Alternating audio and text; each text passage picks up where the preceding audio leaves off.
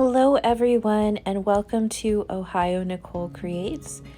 This week I am creating cards for the palliative care department at my local children's hospital. And when I create cards for donation or to give to recipients I don't know, I do like to work in small batches, and this just allows me to utilize the same design for a few different cards.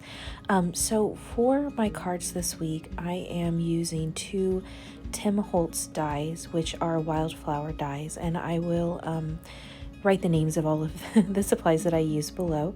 But I'm using these two dies and I'm just creating some nice backgrounds. I'm using a process that I have used in past videos where I create a background wash. And in order to create the background wash, I am looking at sunset colors of orange and yellows and pinks and purples, and using my Prima Confections palette, which is one of my favorite palettes, and I do use it quite often because I really love the vintage pastel colors. So for this particular card, I am creating the wash, and I wanted to give the appearance of either a sunset or a sunrise. And when creating these cards, especially for the palliative care department, I do like to use a lot of soft colors, floral images, and nature images.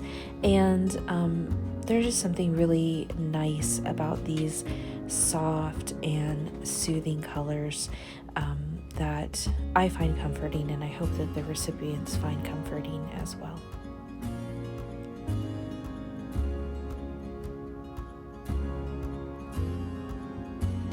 I do like to make a lot of cards for donation, and I do send a lot of cards out to friends and family. And one of the reasons that the palliative care department is high on my list for donations is because I actually have received several cards from this department myself over the last several years after the loss of a family member. And it was very nice to receive something handmade in memory of my family member. Even though the recipient didn't know me, it was very nice to know that his life was celebrated and remembered by others. And so since I enjoy doing art, and I especially enjoy the art as a kind of therapeutic creative process, making cards for others seems like a natural kind of next step in my process. So I've created the sunset, and now I'm going to try to do something a little bit different using a twilight card. And if you watched my Make-A-Wish video last week, I did some very similar colors with two children blowing dandelions in a field, and I'm utilizing the same techniques here to just make that nice background for the silhouette.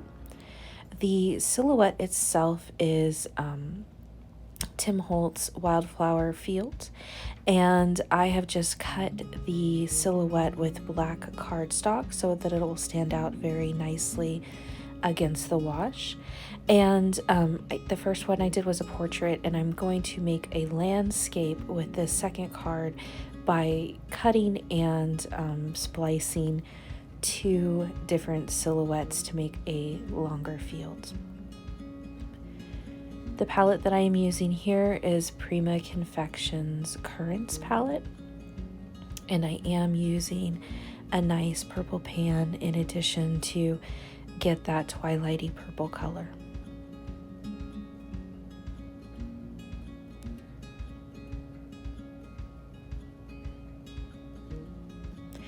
The really neat thing about creating washes for cards, as I mentioned earlier, it's kind of a meditative creative release practice, and I just really enjoy the process of blending colors together just to see what will appear. And these soft washes are very comforting. To finish up this wash, I'm just making a few light stars with a bleed-proof white just to give a little bit more dimension to the overall card.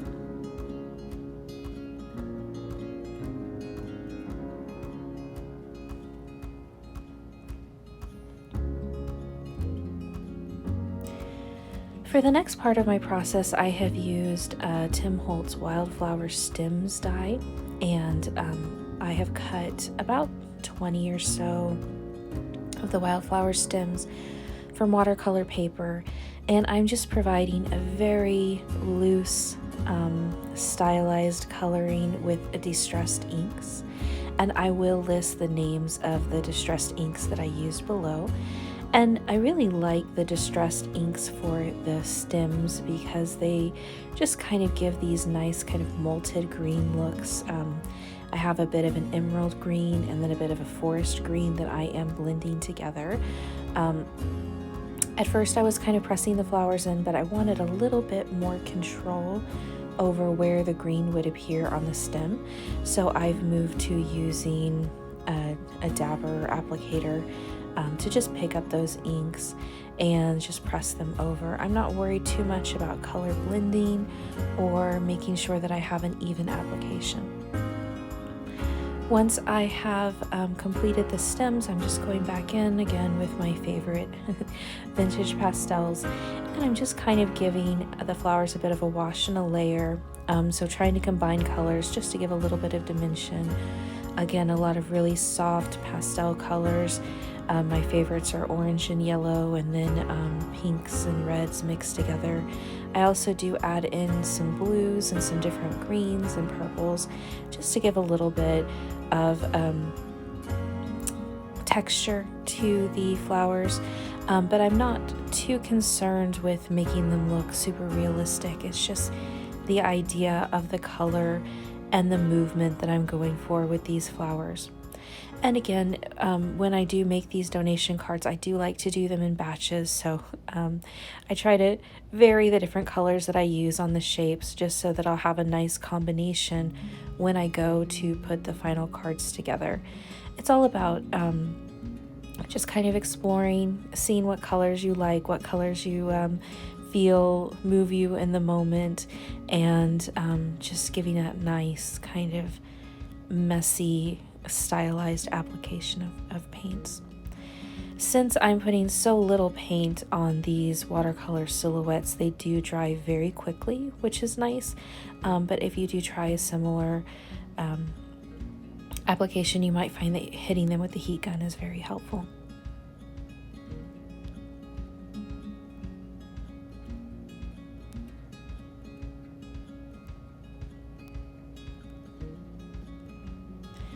Once I have completed my stems, I go ahead and I take my wash cards and I apply the silhouette.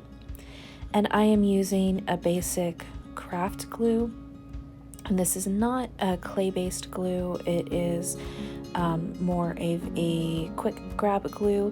And I just find that that works really well for these silhouettes. And I try to apply a lot of glue at the bottom and then also some of the pieces as well so they don't come off the card or get bent.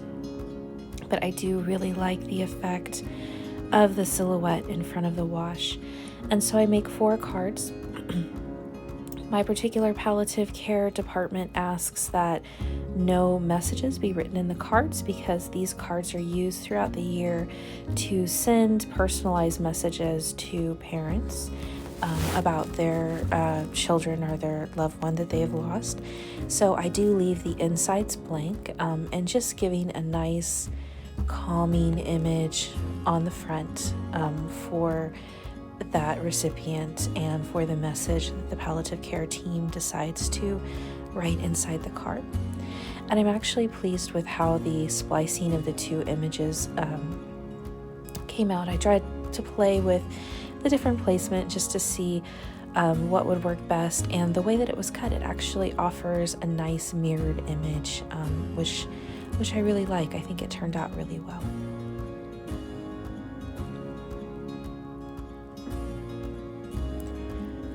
To complete my next set of cards, I am just simply doing another watercolor wash, just because I like the little bit of texture that watercolor gives with the various streaks and the blooms, and doing a quick wash. I believe I did a yellow, a pink, a blue, and a purple. So just again, those very nice, light, soft colors. I usually use a lighter color for the base and then add in some streaks with a darker color.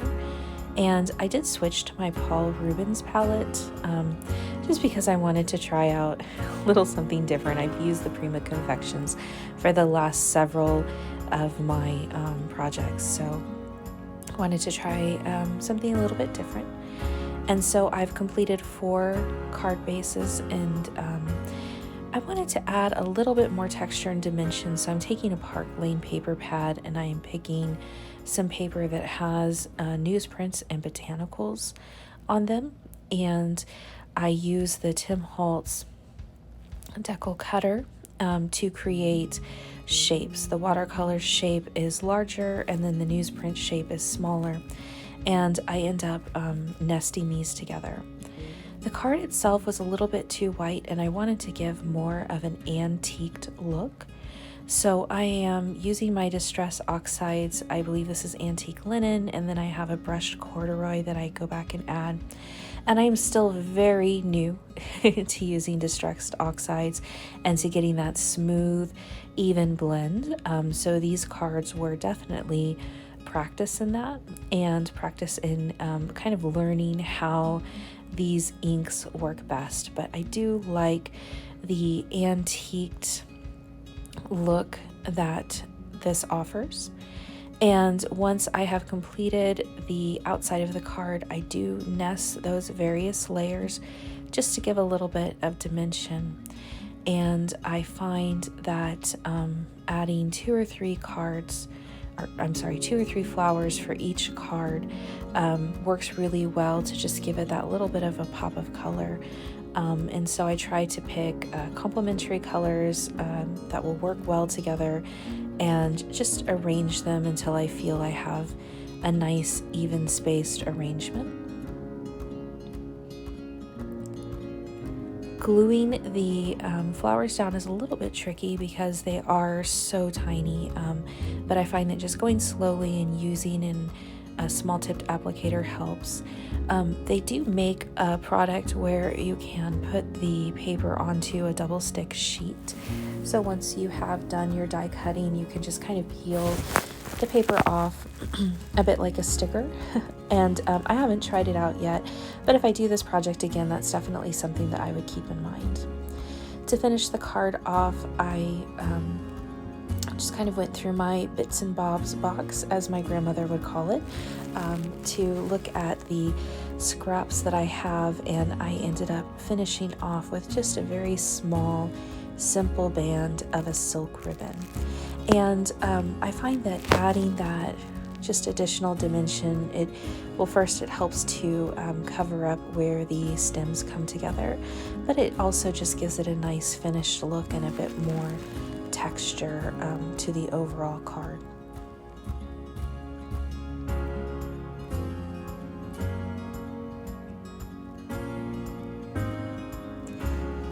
I'm a big believer in using what you have to finish cards off. So the ribbon is a little bit transparent. It's a very fine silk ribbon that I believe my mother-in-law gave me after one of her projects. So if you do try to replicate this card, you might want to pick a larger, more craft ribbon. She does a lot of flower hand embroidery and ribbon work, but I did find that it finished the cards off nicely.